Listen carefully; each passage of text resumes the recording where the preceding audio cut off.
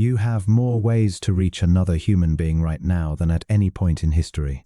A phone in your pocket, a dozen apps on that phone, hundreds of contacts, followers, connections, friends. Some of them you haven't thought about in years. Some of them you see every single day. And yet, you sit at dinner with people you love and feel like you're watching it from the other side of glass. You get the birthday texts and feel nothing. You scroll through a feed full of faces and finish the session feeling emptier than when you started. Not lonely in the way you'd describe to someone.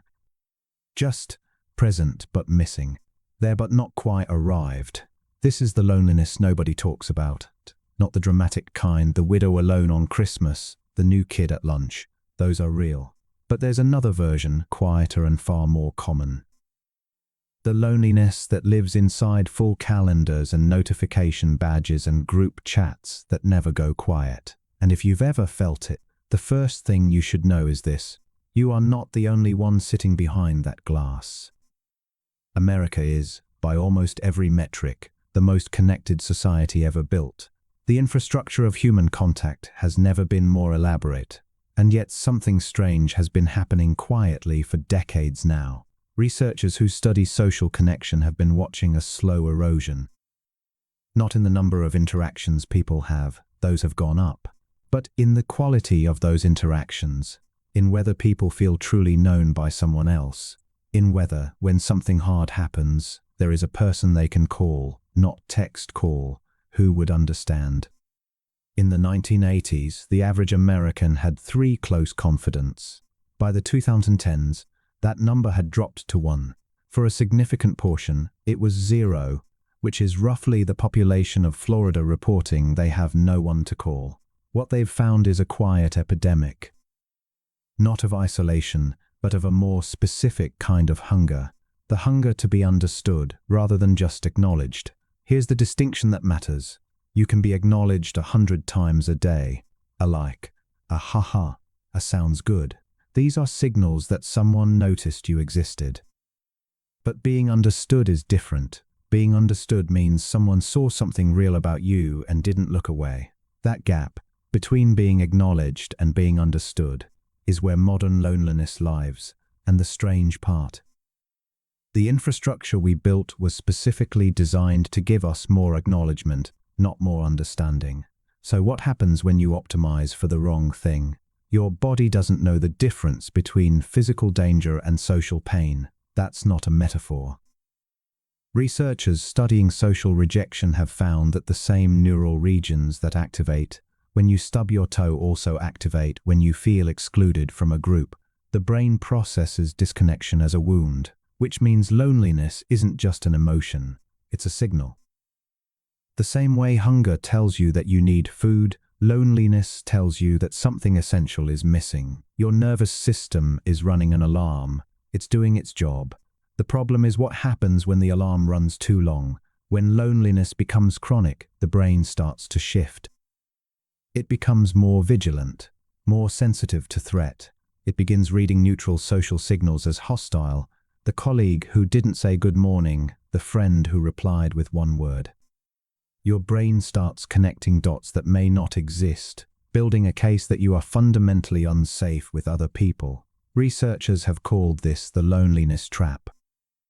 You've probably felt it, the way you can walk into a room full of people who like you and still scan every face for signs that you're not wanted. Your brain, doing what brains do, which is be very confident and very wrong at the same time. The more isolated you feel, the more your threat detection system activates. And the more it activates, the harder it becomes to feel genuinely at ease with others, even when you're with people who care about you.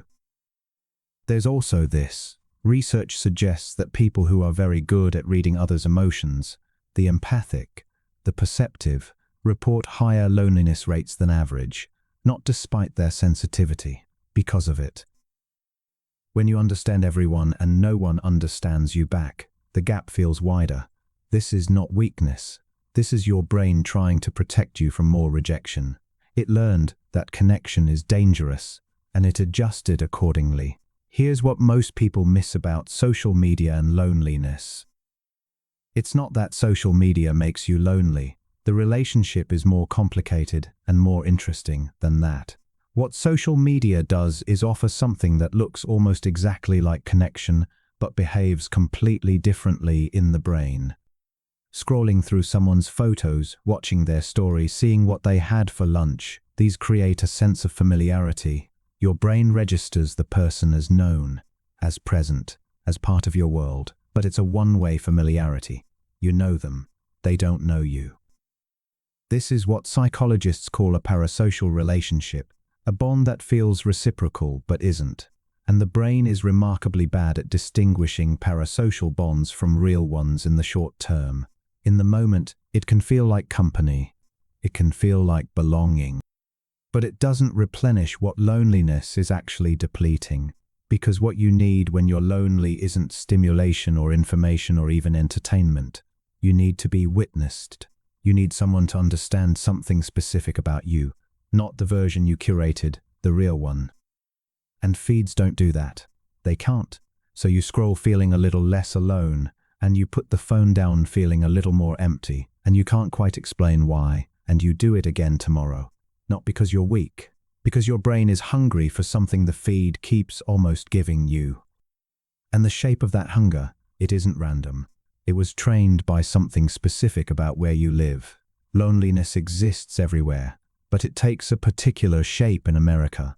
And that shape matters if you're trying to understand why it's so hard to name, let alone fix. American culture has long treated self-sufficiency as a virtue. Independence, not interdependence. Pulling yourself up, not needing anyone. These aren't just ideals, they're woven into how people evaluate themselves, how they present to the world, what they're ashamed to admit. In that framework, loneliness carries moral weight. To be lonely is to have somehow failed. To have not made enough effort, not been interesting enough, not maintained the relationships you should have. Loneliness becomes a verdict, so people hide it, not just from others, from themselves. You don't say, "I'm lonely." You say you've been busy. You say you're tired. You say you're in a phase. Because loneliness in a well-lit apartment with a full social media following feels like it should be impossible, like you have no right to it. But loneliness doesn't care what your Instagram looks like. It doesn't care how many contacts are in your phone. It only cares about one thing, whether there is someone who truly knows you. And in a culture that rewards performance over intimacy, that rewards connection as content over connection as practice, that rewards the appearance of a full life over the actual texture of one, that person can become remarkably hard to find. There's a specific kind of loneliness that belongs to people who are good at being around others. The funny one in the group, the reliable one, the one who always knows what to say. From the outside, this person is thriving. From the inside, something else. Because being good at social performance is not the same as being known. You can make a room laugh and go home and cry. You can be the one everyone calls when they need support and realize, very quietly, that no one calls when you need it. You can be surrounded by people who like you and still feel invisible, because what they like is the version you show them, and the version you show them is not all of you. This is the loneliness that's hardest to validate, because who are you to complain? You're not alone. You have friends.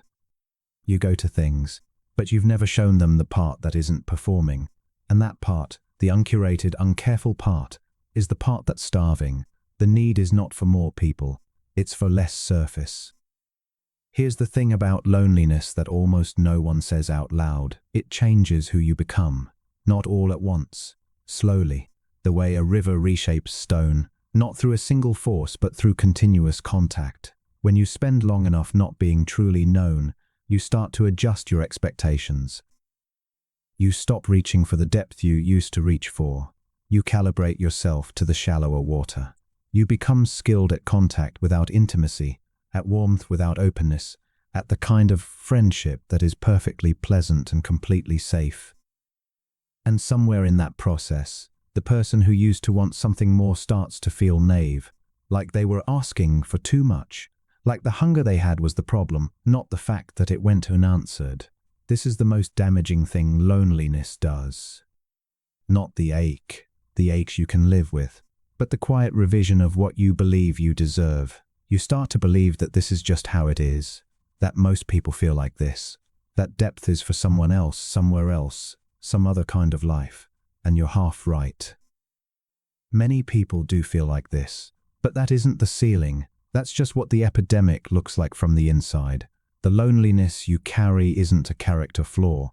It isn't evidence that you're too difficult or too much or not enough. It isn't the result of not trying hard enough or choosing the wrong city or spending too much time on your phone. It is your nervous system telling you, in the only language it knows, that something essential is missing, that you were built for something more than contact. That being witnessed, truly, fully, without performance, is not a luxury. It is a need as real as hunger, as real as sleep. And the fact that you still feel it, after all the ways this world has tried to convince you that a feed full of faces is the same as a friend, that you still feel it, that it still aches, means the part of you that knows the difference is still alive. That part hasn't given up. It's still looking for the window to open, and the question worth sitting with, the one this whole epidemic quietly points toward, is what it would actually take for you to step through. You have hundreds of contacts, a phone that never goes quiet, and somehow a feeling you can't quite name. This is the loneliness nobody talks about, and the psychology behind why being connected stopped meaning you're not alone.